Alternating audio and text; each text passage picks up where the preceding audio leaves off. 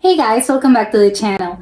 Today I'm going to be reacting to a video called Why Everyone is Moving to the Netherlands in 2025 but can't just survive. Well, hopefully, and for the sake of everyone that's moving there, hopefully they can survive because they just moved there. So hopefully it's not going to be that bad. This title is making me a little frightened by the situation in the Netherlands. They're acting like it's a war out there, which I'm surprised about because I think Netherlands is a pretty nice country. So I don't know why you would have trouble surviving, but I guess we're gonna find out. So let's check it out and comment, like, and subscribe.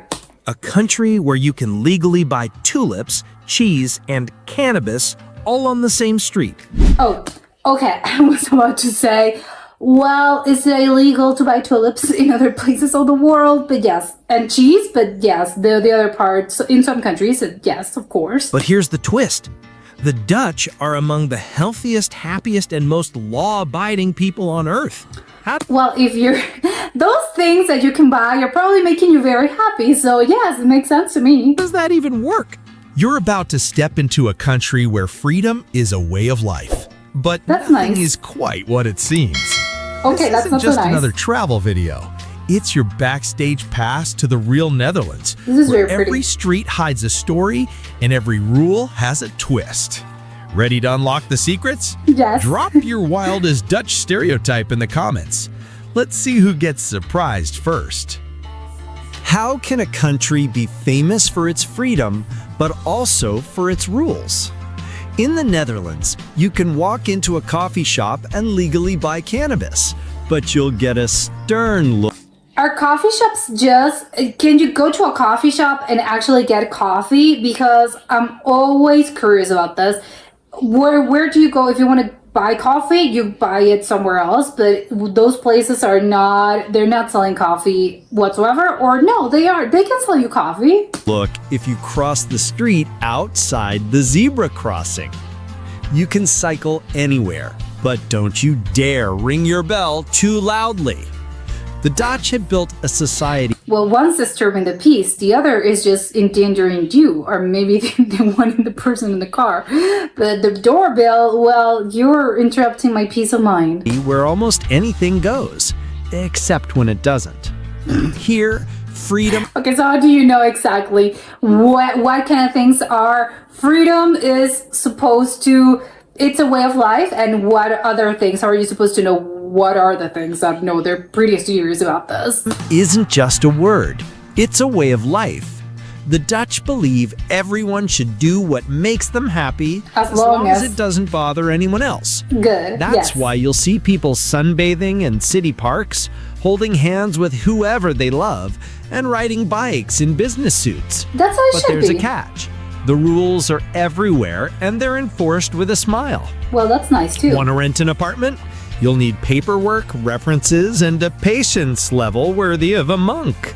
Well, I hate to say it, but renting, not just in the Netherlands, but I think in any city in the world in this day and age, it's like this. It's a nightmare, it's a hassle, and they're gonna ask for a lot of things. Want to throw a party?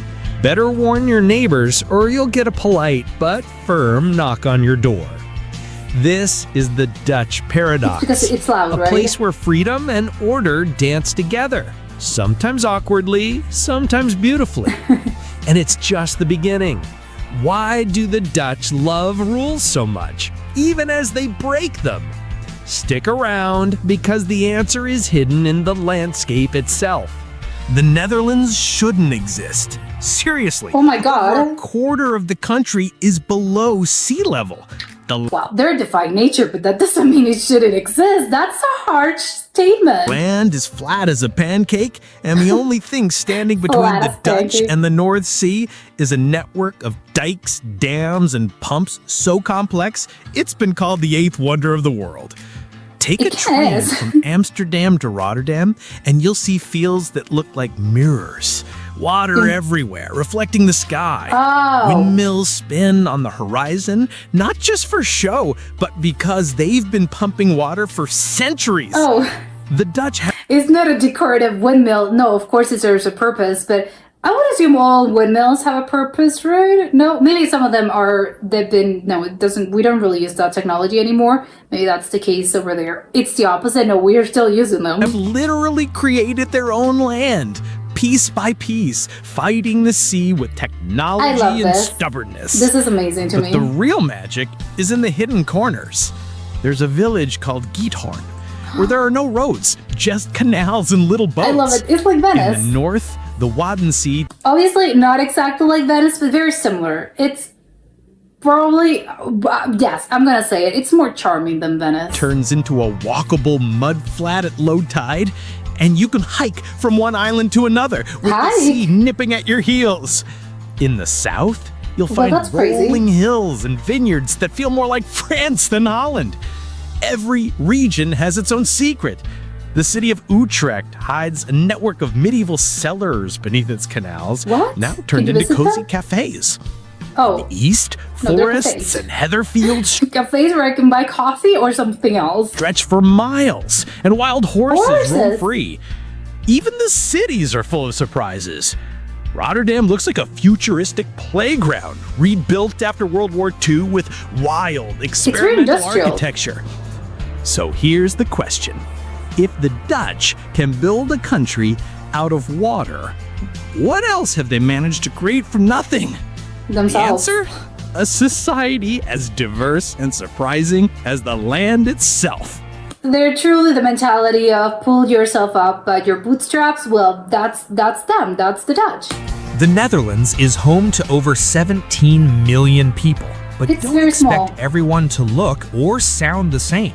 The Dutch are famously tall, but you'll see faces from every corner of the world. In is very Amsterdam famous. alone, more than 180 nationalities live side by side. Walk down a street and you'll hear Dutch, How many countries are there in the world? Probably more than 180. Or is it 180? I don't think I could name 180 countries. English, Turkish, Arabic, and even Indonesian, sometimes all in the same tram. Great, But it's there's one culturally thing diverse. that unites everyone: the art of being direct. The Dutch don't sugarcoat. If your hair looks weird, they'll tell you. If your idea is bad, they'll say so. It's not rude, it's honest. And once you get used to it, it's actually refreshing. No That's the key word. When you get used to it, when you get used to, because otherwise I think it could be quite a huge culture shock. guessing games, no fake smiles, just straight talk. Daily life here is a blend of old and new. In the morning, you'll see kids cycling to school, rain or shine, with their parents balancing groceries on the handlebars. Offices open late, and lunch is usually a simple sandwich. No Aren't they- fuss, no drama. They get After work, hungry. the parks fill up with people of all ages, sharing beers and stories as the sun sets over the canals. It sounds so perfect. But there's a hidden side, too. The Dutch are private. They love their big windows, but they rarely close the curtains. It's a Okay. silent way of saying, I have nothing to hide. Yet don't expect to be invited inside right away. Or maybe they just want natural sunlight to get in. Friendship takes time, but once you're in, you're family. So what's it really like to build a life here as an outsider? I would Is assume it very easy to hard. fit in, or do you always feel like a guest? The answer depends on how well you can handle the next chapter. Culture shock. King's Day turns the whole country orange, with street parties, We'd love to flea go markets, to and King's boats Day. packed so tight they look like floating dance floors.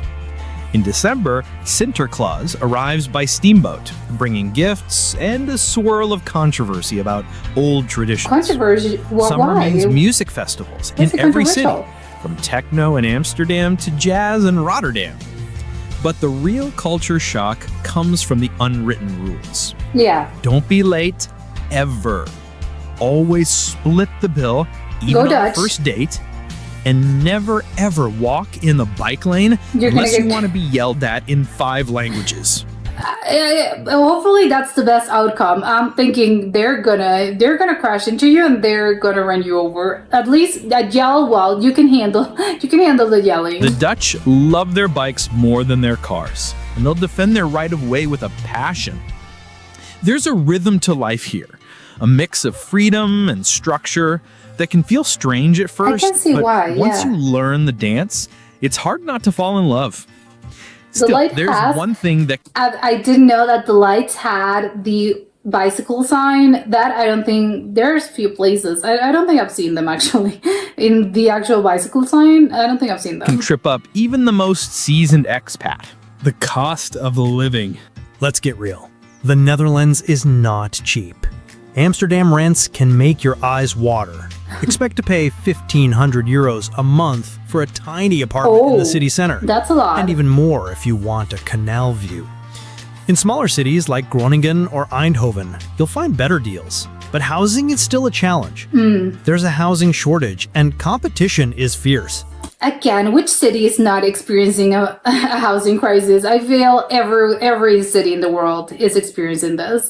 Many expats and students end up in shared flats Yeah. or even converted houseboats. Oh, Groceries are reasonable if you That would be shop cool, at local actually. markets or discount chains like Albert Heijn or Lidl. A week's worth of food for one person can cost around 50 to 70 euros. Eating out is a treat, not a habit. okay. Dinner at a mid-range restaurant will set how you it should back be. 20 to 30 euros per person. That's not And bad. a coffee in a cafe is about 3 euros. A little Transport expensive. is where the Dutch shine. Most people cycle everywhere, and a decent second-hand bike costs around 100 euros. Then I think Trains that's and cheap. trams are clean, fast, and reliable, but not cheap. Mm. A monthly public transport pass in Amsterdam is about 100 euros. But here's Public- the hack. I don't think that's that expensive. I was expecting something way higher. If you use an OV chip card and travel off-peak, you can save a lot. Why? Healthcare is excellent, but you'll need insurance. Basic health Yes. insurance is mandatory and That's usually how it goes. costs around 130 euros a month, but covers most needs. Well, compared to the US, that's extremely cheap. Dental and extra coverage cost more. The good news?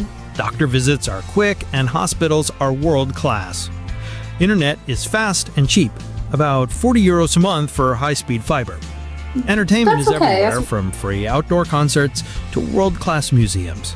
And they're Dutch free. love their libraries, Ooh, and many I love offer it. free or cheap memberships, even for Oh. expats. Want to save money? Shop at open-air markets, buy a museum cart for unlimited museum visits, and learn to cook at home. That would be And awesome. don't forget the magic of borrel, the Dutch tradition of sharing drinks and snacks with friends at home instead of pricey bars.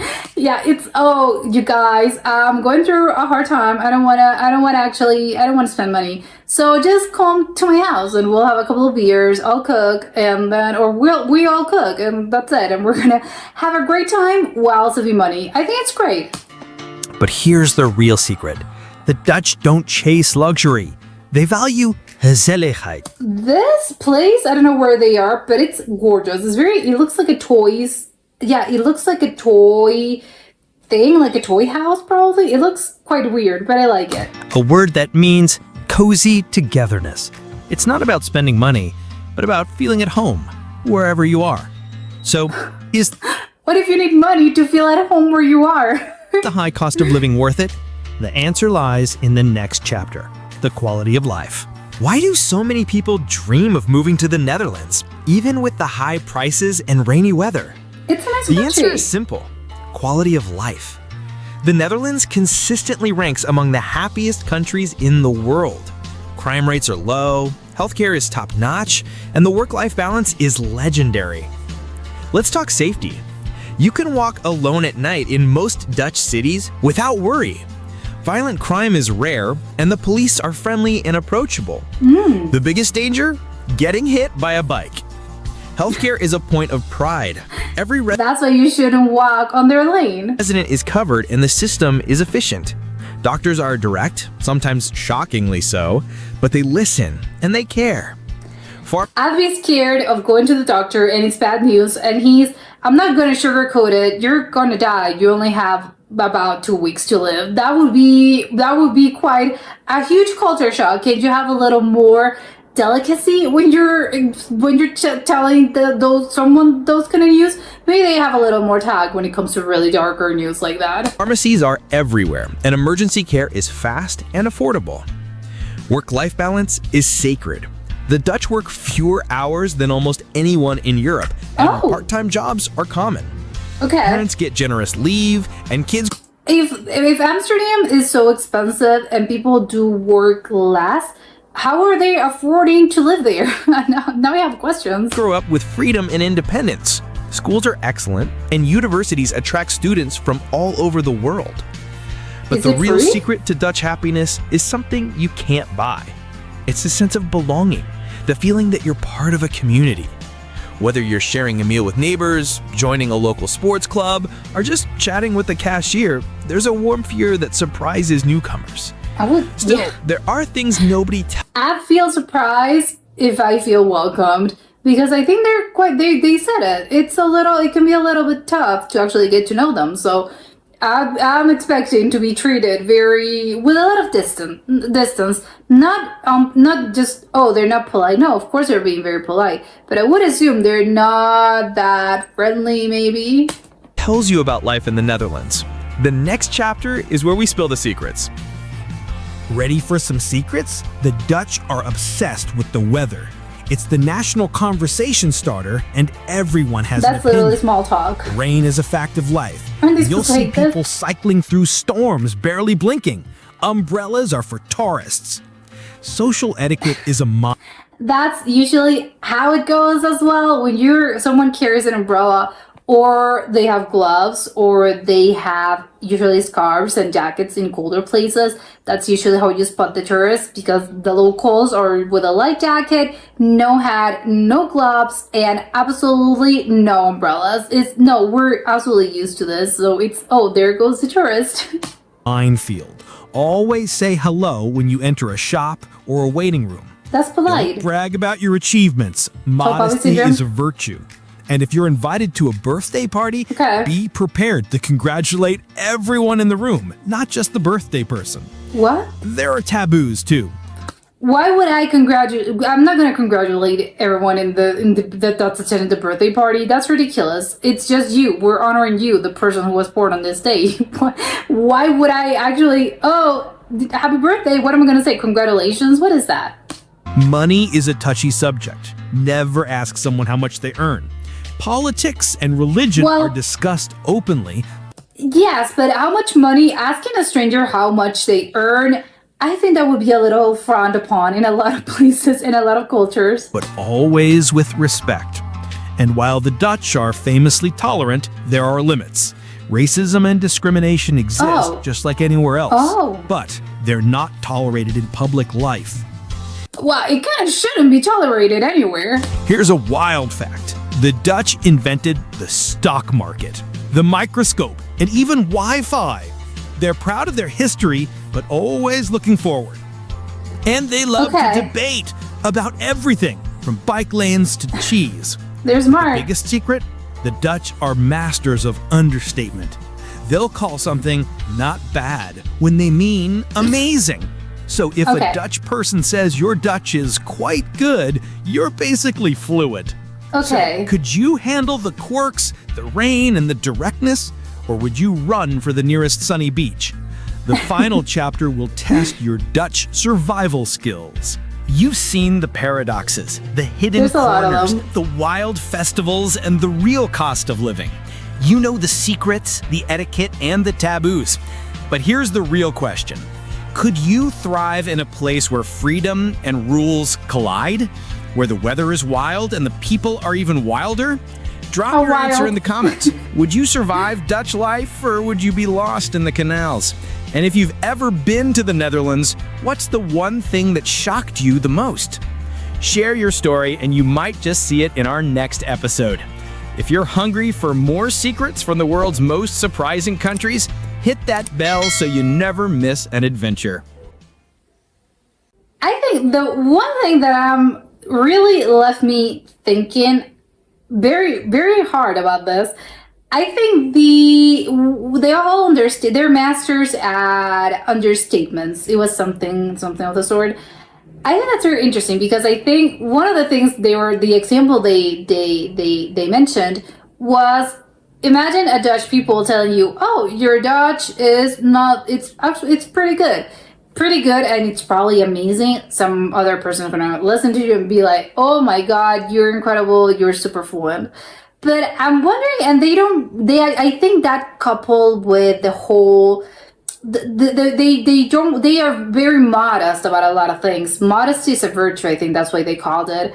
I think though that coupled with that and probably the whole, but I think that's a little bit at odds with the whole directness, because I think if someone does a good job, or yes, because of course if you're learning another language, I think that's, wow, congratulations, like pat yourself on the back.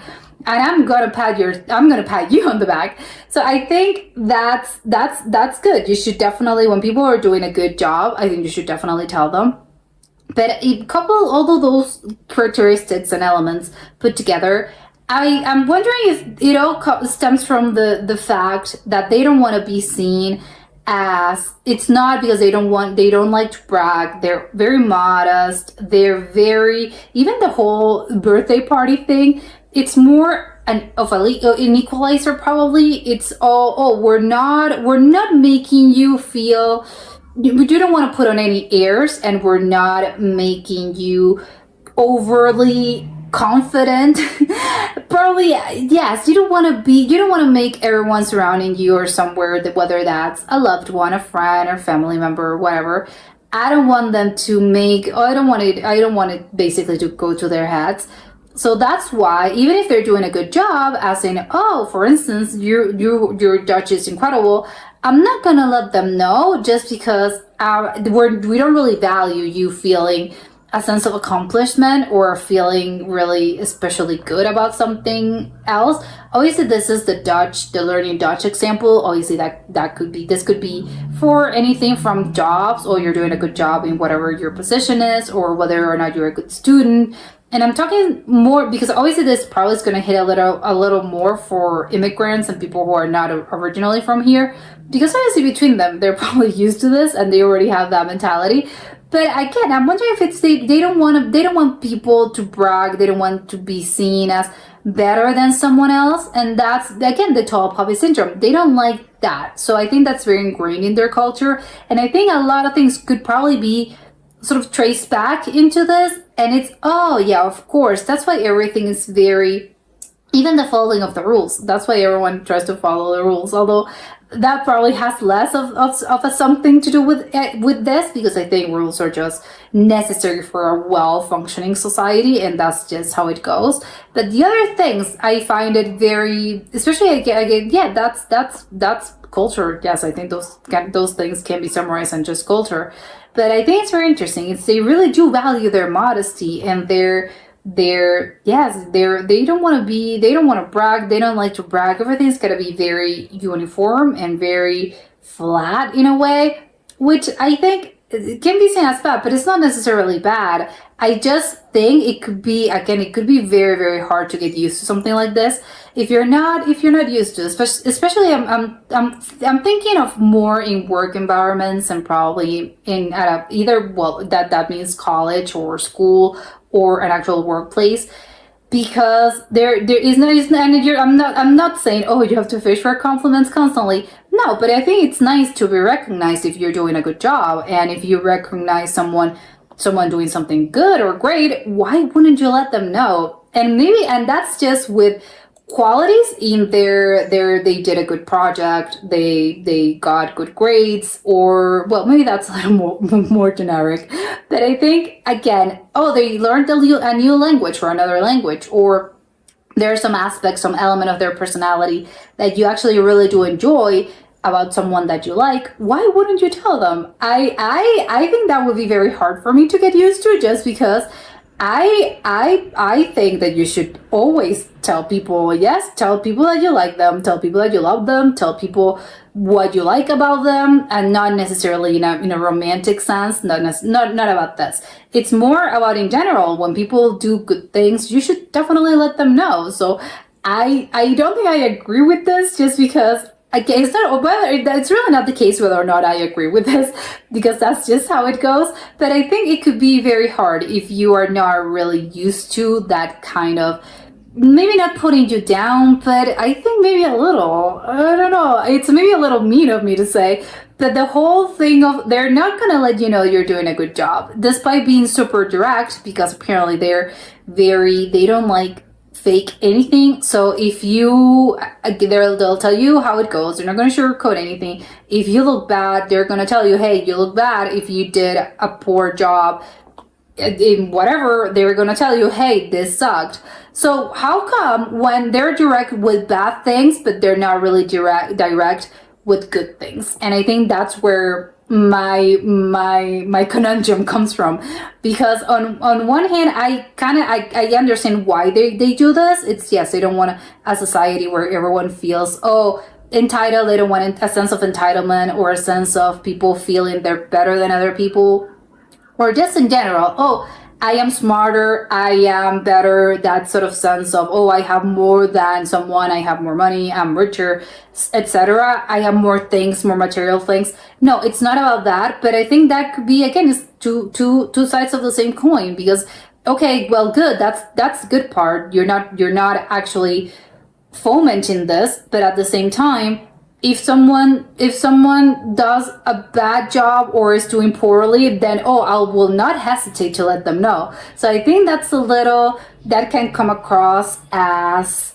condescending, I think. And maybe not just condescending, it's just plain rude. And I think maybe that's why they are famous for being rude, and a lot of people say, they're super rude. It's because, yes, when I'm doing poorly, everyone's gonna let me know. But when I'm doing good and I'm doing good things, then no, everyone's quiet then. So I feel that's a little, that's interesting to me as a cultural element. I think that's quite intriguing. But I think it could be very hard for a foreigner to, if you don't really come from a culture that values all those things, I think it could definitely be very hard, and you're gonna feel, they're constantly putting me down. And I think a lot of people can maybe it's just gonna be very, very hard, and it can cause a lot of trouble, both in interpersonal relationships and in workplace environments. And yes, that also comes from, again, in school, or maybe a workplace in general. But I think that was probably my most, wow, that's really interesting. I think what's really funny as well, it's what they were all, it's a society that really does value laws, and the laws are in place and you should follow them, but there's also a little bit of leeway of, yes, you're free to do as you please. But I think I really like what they were sort of like their I don't know, the thing that really rules their lives. It's more, yes, you're free to do as you like, and whatever makes you happy, yes, you should strive towards happiness. I think that's a great advice. Everyone should live their lives that way as much as possible. And as long as you're not harming other people, I think what's that saying? That's like where my freedom begins, when someone's freedom ends, something of the sort. I think I take it to mean as, yes, you can do whatever makes you happy as long as you're not harming anyone else, or that means people, other human beings, other beings in general, or the environment. You're not causing any damage, then great. Yeah, you do you, incredible, good for you. So I think that should be, it's more people, I think, are less interested on what you're doing, and I think that creates, again, it's a good society, because people are less noisy in general. They don't really care about what you're doing. It's just, well, yeah, you do you, great, that's good. And I think, again, it goes with the whole, we don't really care about anything else, just as long, I don't really care much to know about your life. As long as you're happy, well, great, good for you. I don't really care that much. And I think, again, it can be hard to maybe form friendships like that, and form actually successful and probably meaningful relationships. But on the other, it's good that they're a little bit less noisy, because because there's a lot of sense of community, which is good. But if I compare something like this, which I think it was probably a bad comparison, but it's similar to, the sense of community that I think a lot of the suburbia in the US has. people, I think, tend to be quite noisy and very in everyone's business. And I think the suburbia is really like that. And everyone's worried about their neighbors and what's going on with their lives, and if they're doing poorly, if they're doing good, if they have a new car, if they're doing, I don't know, they're constantly, I think there's a sense of being, of you want to know, and not necessarily because you're curious. Oh, I just want to know, to check up on you because I like you, you're my friend. No, I think there's always a sense of comparison as well that really is behind all of this, because ultimately you want to be better than, it's always a competition. And obviously that's bad. And I think, again, maybe the fact that they're not like that, and that coupled with the whole modesty of it all, it probably is not encouraging this. So it's not encouraging either jealousy or comparison, which I think, probably, I think the US culture, I think, not in all places, but a lot of places do definitely make it sort of like a perfect environment for something like this.